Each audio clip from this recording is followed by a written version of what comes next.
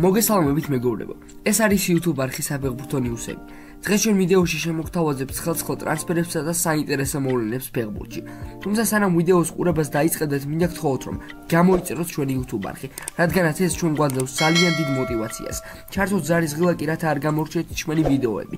მოიწონოთ ვიდეო და აუცილებლად გაგვიზიარეთ თქვენი აზრი მომხდარ მოვლენებთან დაკავშირებით კომენტარებში.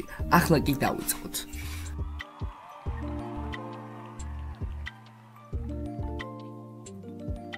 მეორე ბუნდესლიგის ქართველი ბომბარდირის ბუდუზიუზი ვაძის მიმართ სატრანსფერო ბაზარზე ინტერესი იზრდება და ეს კარსრუემაც კარგად იცის. საქართველოს ნაკრების ფორვარდი სეზონის ბოლოს თავისუფალი აგენტი ხდება, რაც იმას ნიშნავს, რომ უახლოეს პერიოდში სიახლეებს უნდა ველოდოთ. კარსრუესა და ბუდუს შორის ახალ კონტრაქტზე მოლაპარაკებები უკვე დაწყებულია, თუმცა კონკრეტულ შეთანხმებამდე ჯერ შორია და თან წინ იანვრის სატრანსფერო ფანჯარა გვედის, რომლის გახსნის შემდეგ ყველაფერი ამოსაოდნელი. მეორე ბუნდესლიგა მე-17 ტურის წინ კარსრუემ მთავარ მწვრთნელს კრისტიან აინეხს ზიუზი ვაძის მომავლის შესახებ დაუსვეს კითხვა, რადგან მისი პასუხი ასეთი იყო.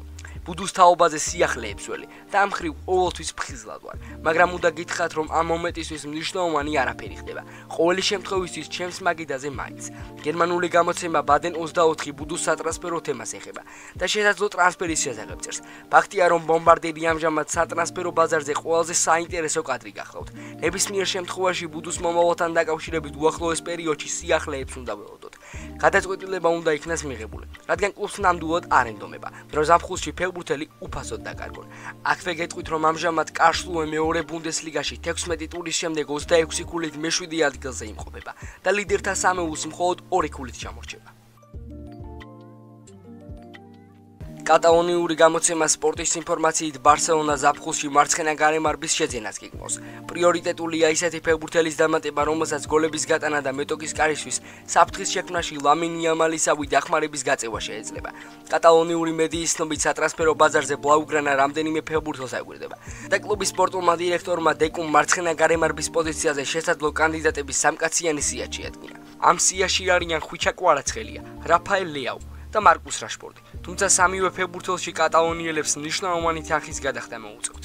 სპორტი ასევე წერს, რომ ამ ეტაპზე ბარსელონა სამივე ფეხბურთელის შესახებ ინფორმაციას აგროვებს და სიტუაციას აგვირდება. არანაირი გადაწყვეტილება ამ ეტაპზე მიღებული არაა და დიდი მნიშვნელობა აქვს ბლაუგრანას ფინანსურ მდგომარეობას. შეგახსენებთ, რომ იტალიურ მედიაში გავრცელებული ცნობებით ხვიჩა კვარაცხელია და ნაპოლი კონტრაქტის გახანგრძლივებასთან ახლოს არიან. თუმცა ამის საპირისპირო ინფორმაციას ავრცელებს ესპანური მარკა. კვარაცხელია მალე გაგვაგებინებს, როდის იქნებიან მისი აგენტები ნეაპოლში, რათა დელაურენტისის 5.5 მილიონიან შეთავაზებას უპასუხონ, რომელიც კონტრაქტის მომდევნო 4 წლით გახანგრძლივებას ითვალისწინებს. ჩიხში შესული მოლაპარაკებები, რა თქმა უნდა, შემაშფოთებელია, რადგან რაც უფრო მეტი დრო გადის, მით მეტი რისკია, რომ ზაფხულში ფეხბურთელმა გუნდი დატოვოს. თუ ახლა შეთანხმება ვერ შედგა, ნაპოლის მისი გაყიდვა მოუწევს. მომლოდინე სიტუაცია, რომელიც ნაპოლის არ მოსწონს, ამას შესაძლოა გავლენა მოახდინოს უშუალოდ კვარას თამაშზე და მისი კონტრაქტის საბაზრო ღირებულებაზე. თუ კონტრაქტი არ განახლდა, შესაძლოა ის მომდევნოზე ნაკლებად მოტივირებული იყოს. ასეთ სიტუაციაში მომავალი ზაფხულისთვის მისი ფასი უფრო დაბალი იქნება. დელაურენტის მოვლენების პოზიტიურად შემოbrunების იმედი აქვს. ასევე შეგახსენებთ, რომ ბოლო პერიოდში ნაპოლის მიმდინარე სიტუაციის ფონზე ვითარება ნებისმიერ დროს შეიძლება შეიცვალოს. ცნობისთვის რამდენიმე დღის წინ რაშფორდმა ჟურნალისტებს განუცხადა, რომ მანჩესტერში სათამაშო დროის სიმცირის გამო ახალი გამოწვევა სურს, რაც შეეხება ლეაუს. მილანური პრესა მას ხშირად ინერტულობისა და არასაკმარისი мотиваციის გამო აკრიტიკებს. გიორგი მიხაუტაძე რამდენიმე ევროპული კლუბის ყურადღების ცენტრში იმყოფება. ლიონს ფინანსური პრობლემები აქვს, რის გამოც შესაძლოა ზამთრის სატრანსფერო ფანჯრისას ქართულ ფეხბურთელს შეელიგოს. ერთ-ერთი კლუბი, რომელსაც მიხაუტაძეს აქტიურად უკავშირებენ, გალათასარაია და ამ თემაზე თურქულ პრესაში ახალი ინფორმაცია გავრცელდა. ქაგან დურსუნის მიხედვით ლიონი 20 მილიონ ევროს ითხოვს, რომლიდანაც 15 სურს ტრანსფერის დახურვისთანავე მიიღოს. გალას წინადადება 18 მილიონის ოდენობის იყო, რომლიდანაც თურქები ზამთარში 10 მილიონს იხდიდნენ. ამასთან კლუბები შეთანხმდნენ, რომ გალათასარაის ჩემპიონობის ან ევროპა ლიგაზე წარმატების მიღწევის შემთხვევაში ლიონი ბონუსებს მიიღებს. აღნიშნულ საკითხზე გალათასარაის მთავარმა მწვრთნელმა ოკამ ბურუკმა თურქულ მედიასთან საუბრისას ისაუბრა და მედიაში გავრცელებულ ჭორებს ეს გამოიხმაურა. ბურუკმა განაცხადა, რომ თურქული კლუბი მიხაუტაძეს უკვე 3 წელია აგვირდება. მიხაუტაძე ძალიან მოგწონს. შეთავაზების შესახებ მე არაფერი ვიცი, მაგრამ მას 3 წელია ვაგვირდები.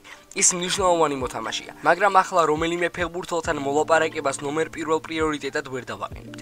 მიხაუტაძესთან რაიმე სახის საუბარი არ მქონია. თუ შეხედავთ 20-30 ფეხბურთელია, რომელსაც ვეკვირდებთ, მაგრამ არც ერთ მათთაგანთან საუბარი არ გქონია. ასევე ამ საკითხზე ცნობილმა ექსპერტმა ფაბრისიო რომანომ დაწერა, რომელმაც განაცხადა, რომ გალათასარაიმ ოფიციალური 17 მილიონიანი შეთავაზებაც გაეკიდა, რომელიც ლიონში უარით გაისტუმრეს. დღეს კი ცნობილი ფრანგული გამოცემა ფოტომერკადო წეს, რომ გალათასარაის გარდა მიხაუტაძის შეძენით კიდევ ორი ევროპული გუნდი ინტერესდება.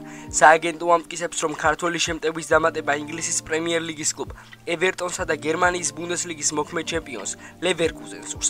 ფოტომერკადო სხვა დამატებით ინფორმაციას მომდევნო დღეებში აანონსებს. თუმცა სტატიის ავტორი წერს, რომ მიმდინარე სეზონში ლიონი მიხაუტაძის გაშვებას არ განიხილავს.